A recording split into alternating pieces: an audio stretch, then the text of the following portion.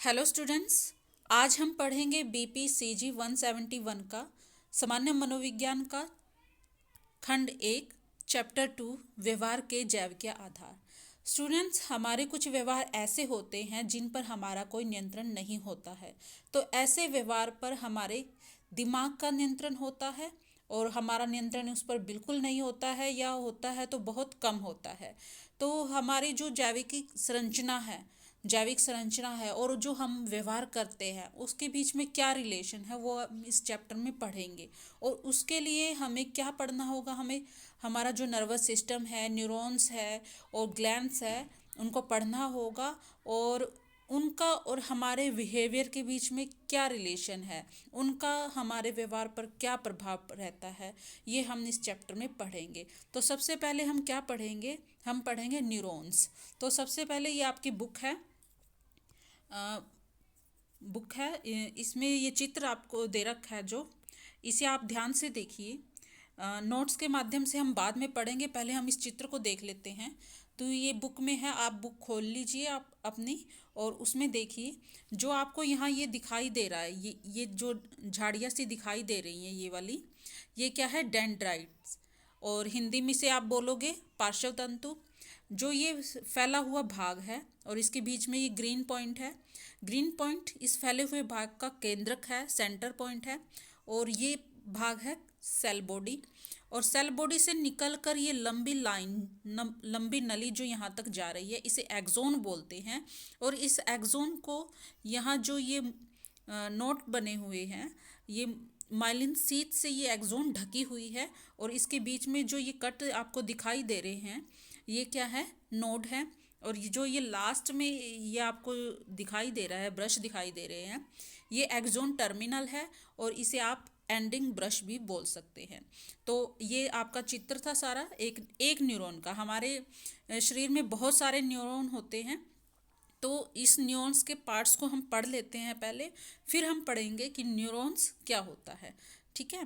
तो न्यूरॉन्स क्या होता है, तो ये पॉइंट है कुछ, हम पढ़ लेते हैं न्यूरॉन्स के। न्यूरॉन्स क्या होता है, नर्वस सिस्टम जो हमारा होता है उसकी सबसे छोटी यूनिट होती है, सबसे छोटी इकाई होती है।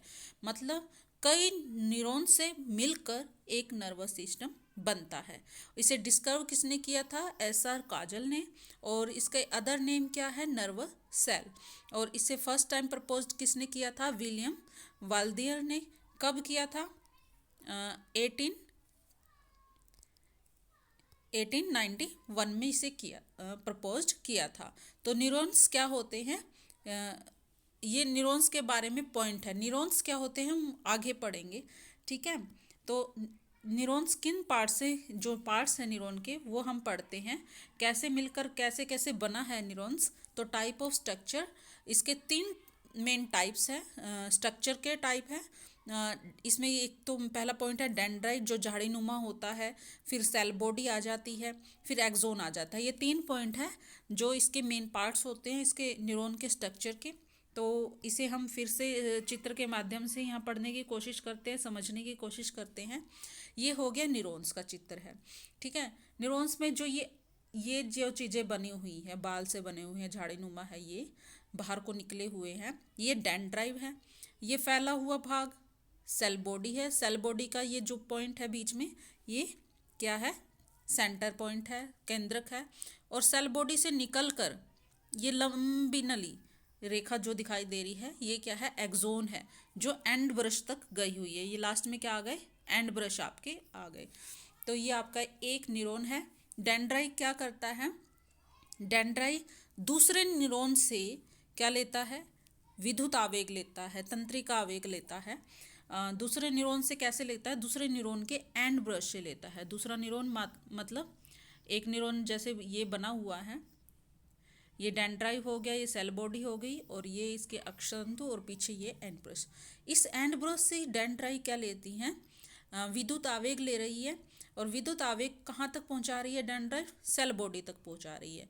और सेल बॉडी उस विद्युत आवेग को एक्सोन के माध्यम से एंड ब्रश तक पहुँचाती है। और एंड ब्रश के पीछे फिर एक न्यूरॉन होता है, उसकी डेंड्राइट उससे वहाँ से लेती हैं, फिर आगे पहुँचाती है। ऐसे ये प्रोसेस चलता है।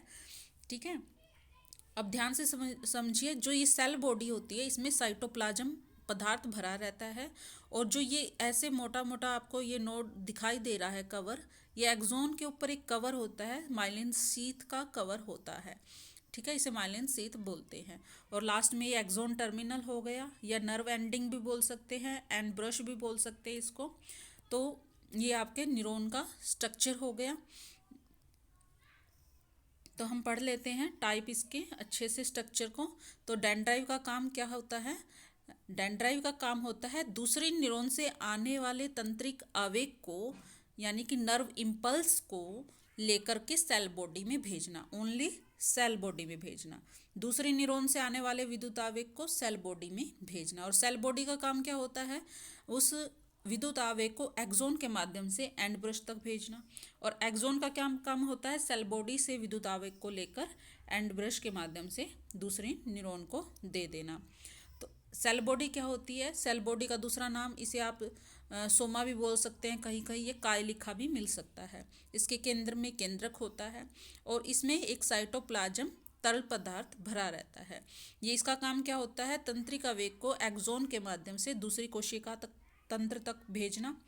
तंत्रिका कोशिका को जीवित और स्वस्थ रखता है। ये हो गया आपका सेल बॉडी। आगे आ जाता है आपका एक्सोन। एक्सोन क्या होता है? जैसा चित्र में आपको बताया था, ये एक लंबी संरचना होती है जो सेल बॉडी से निकलकर आगे की ओर बढ़ती है। इसके अंत में एंड ब्रश होता है, और ये माइलिन शीथ से ढका रहता है, कवर रहता है, और ये सेल बॉडी से तंत्रिका आवेग को प्राप्त कर एंड ब्रश तक ले जाता है।